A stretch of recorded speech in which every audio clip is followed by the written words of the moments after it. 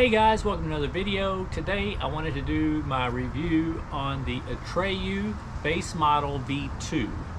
I've just got a little over 60 miles on them, and I just wanted to give my thoughts on them. The V1 that they came out with, the Atreyu Base Model, worked really well for me. I did find that they didn't last me real long, but they extremely comfortable, very lightweight. They weighed about 6 ounces.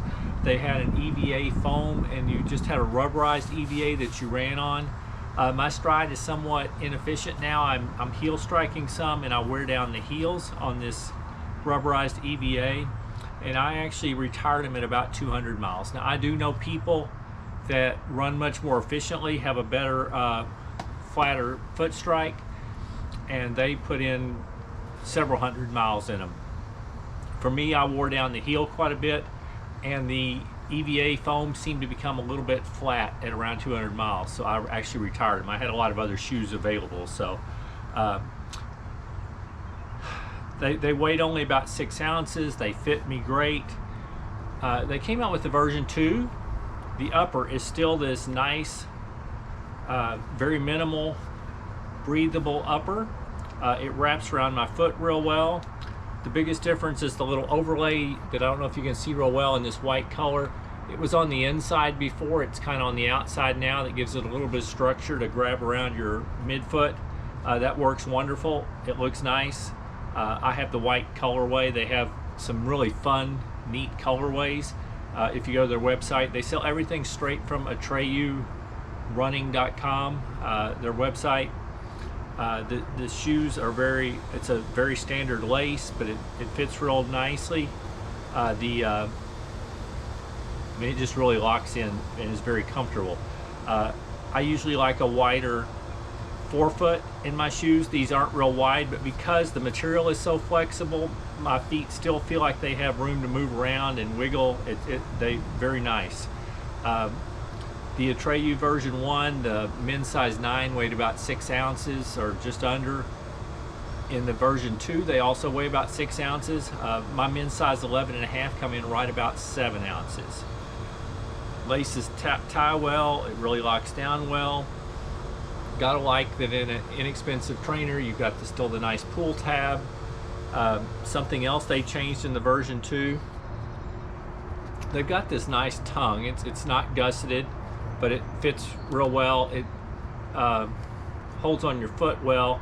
It kind of feels like a felt type material across the top, but they added a lot of perforations in the tongue that added to the breathability in the second version. So I think a nice change.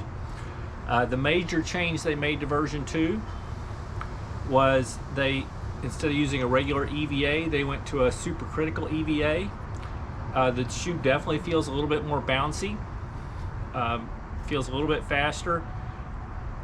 I would not say the EVA is as dramatic of EVA, bouncy EVA as like the Skechers Hyperburst or the Fuel Cell, but it is still, it's a noticeably bouncier foam, and it feels really nice.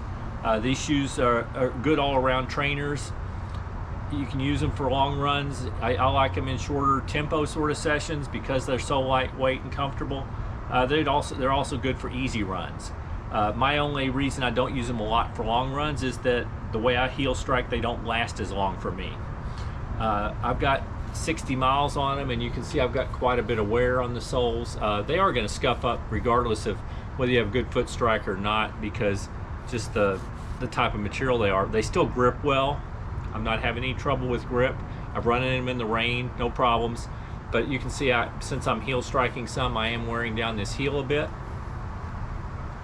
I will add some shoe goo, and I'll be able to get quite a few miles out of these shoes.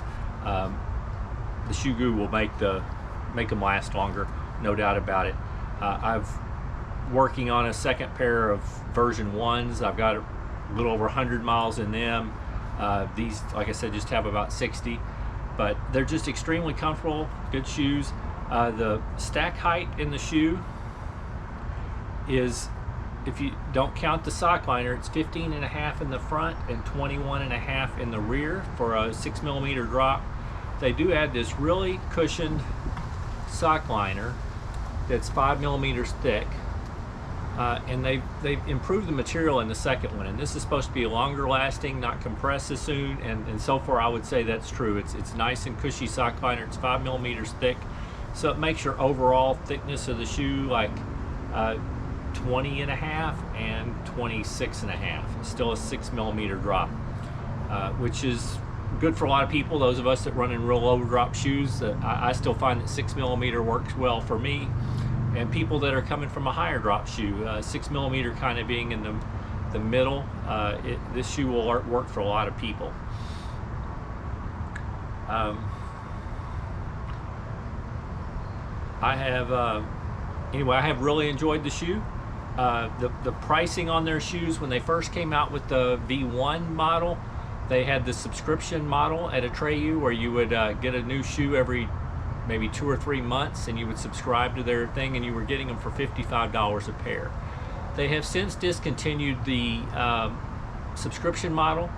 The V1s started selling for $75 per pair, single purchase.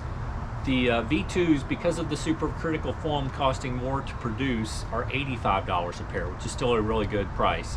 I also I've got their Atreyu the Artist, which is their carbon fiber plated shoe, which I think is a great deal. It cost $100 for a carbon fiber plated shoe. They're very cushioned. I've enjoyed those. I just ran those in my recent Hachi 50K, and they worked great. Anyway, I guess that is really my update. I'm loving the shoe. My only concern is when you have an inefficient foot strike, you are going to wear through that rubberized super EVA foam fairly quickly. So like I said, I just add shoe goo and I'll get pretty good life out of them. Other than that, I hope you found this interesting. I hope you're having a great week, and keep moving.